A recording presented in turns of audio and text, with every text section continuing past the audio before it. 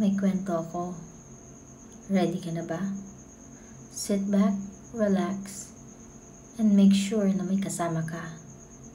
Dahil sa mga kwentong ito, hindi mo gugustuhin na mag-isa.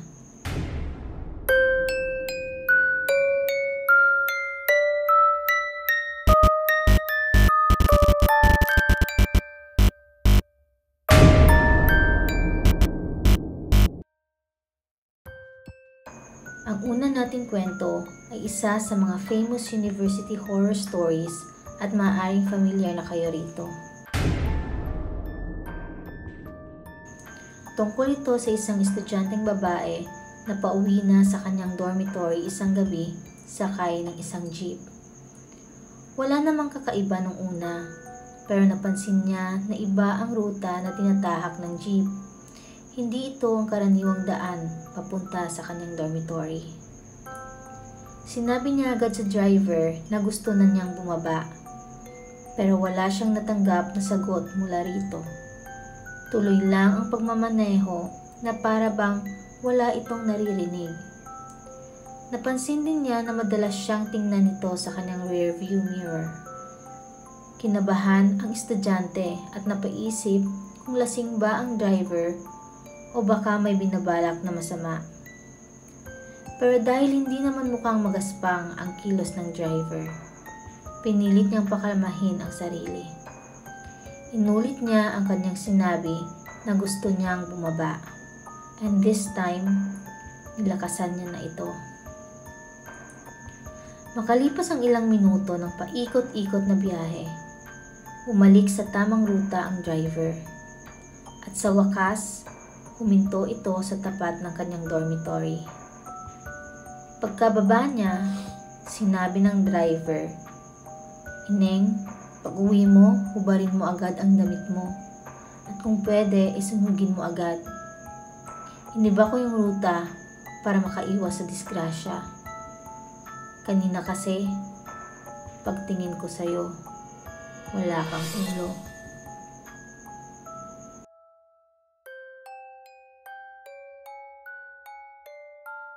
Ang susunod nating kwento ay nangyari sa isa sa mga classroom sa LS Hall sa De La Salle University. Ito raw ay karanasan ng isang grupo ng mga estudyante kasama ang kanilang professor. Isang gabi, habang may klase sila sa economics, may estudyanteng nagtaas ng kamay para mag-recite. Tinawag siya ng professor. Pero bago pa man makapagsalita ng tuluyan, pinaupo siya nito babalik sa kanyang upuan. Kwento ng professor, minsan raw may pinarecite siya na estudyanteng babae sa harapan ng klase. Tinawag niya ito sa harap para magsulat sa board. Tahimik naman na tumayo ang estudyante at lumapit sa harapan. Pero laking gulat ng buong klase nang bigla siyang tumagos.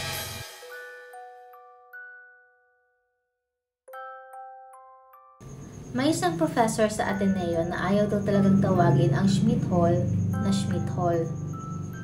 Lagi niya itong tinatawag na chemistry building dahil para sa kanya, si Father Schmidt ay isang totoong tao na nakausap niya noon.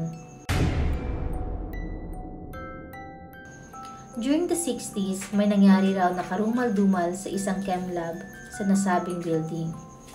Isang gabi ay bigla raw sumugod ang isang lalaki sa lab matapos niyang malamang nakikipagtalik ang kasintahan niya sa ibang lalaki sa counter ng chemistry lab.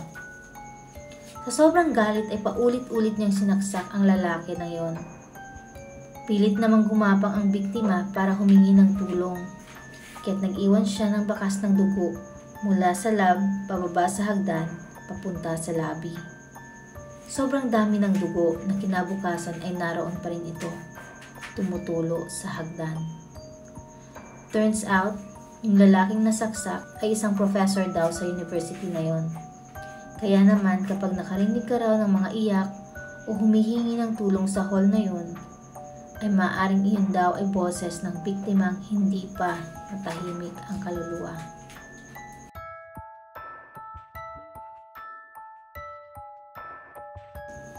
Ang Ang susunod naman na kwento ay sa Ateneo pa rin, pero ito naman ay isang karanasan ng mga high school students sa Zamboanga City. Nangyari raw ito isang gabi habang sila ay nagpa-practice para sa isang presentation. Habang naghihintay sa lobby, nagkukwentuhan lang ang isang estudyante at ang kanyang kaibigan malapit sa estatwa ni Mama Mary. Medyo maingay ang paligid dahil sa mga tawanan. Pero maya-maya, lumapit ang isa nilang kaklase at nagtanong, "Takiyaman tu abajo, yaka ba ya ustedes juga arriba?"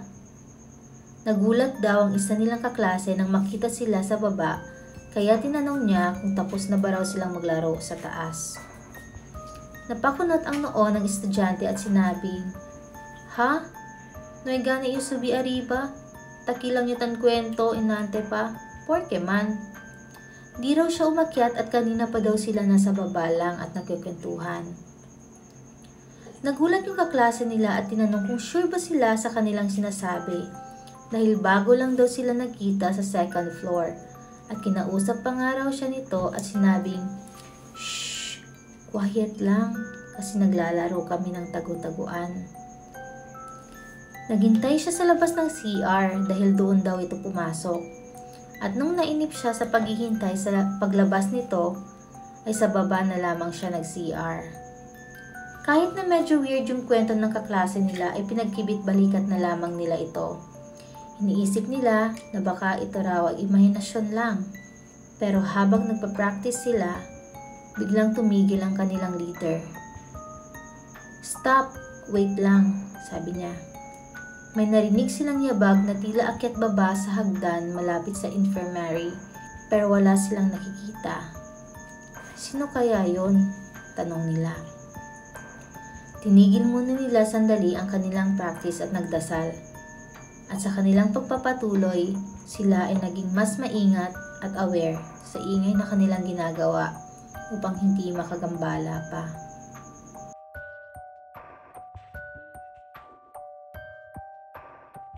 Ang ating huling kwento ay naikwento lang rin sa akin ng aking kaklase nung ako ay nag-aaral sa Wimsum ng nursing.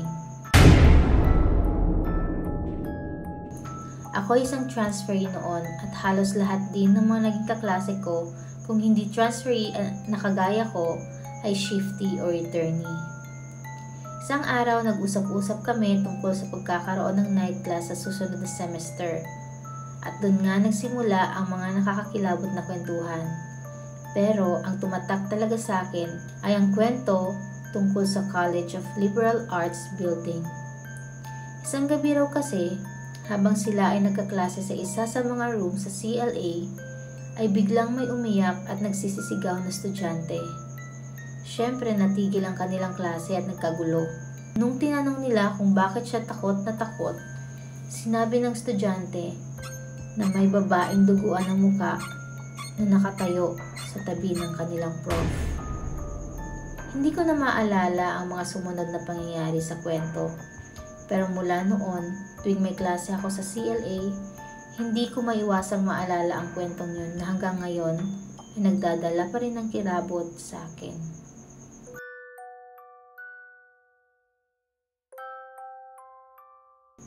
Nag-enjoy ba kayo sa mga dala kong kwento?